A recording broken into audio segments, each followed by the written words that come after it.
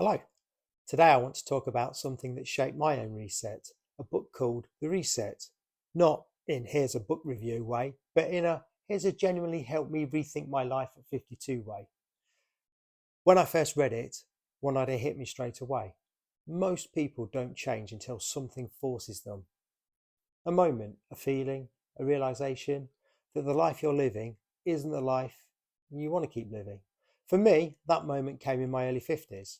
I wasn't unhappy, but I wasn't aligned. I felt like I was living a life that had drifted rather than one I'd designed. This book helped me understand that a reset isn't dramatic, it's simply choosing to stop drifting.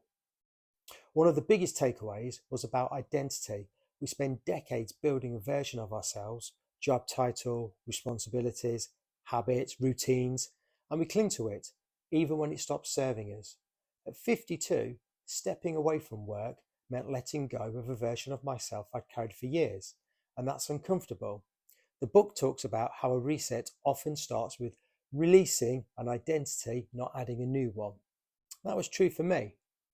The reset breaks life down into foundations: health, routine, environment, relationships, and it says, before you build anything new, stabilize these. And that's exactly what I did.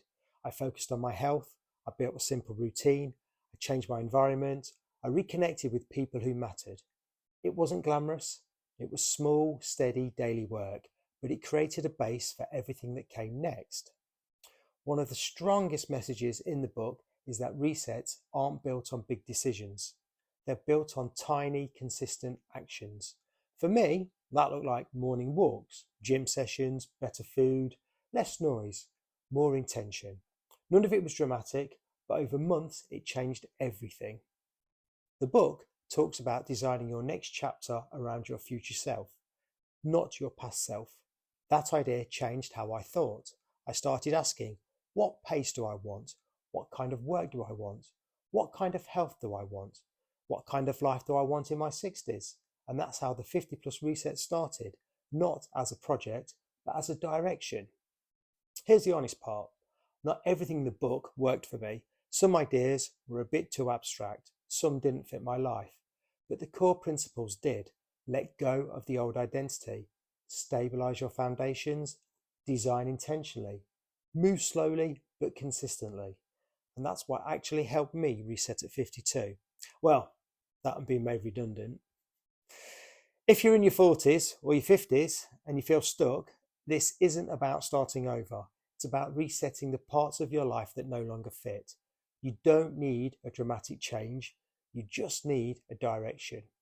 And if you're younger, start early.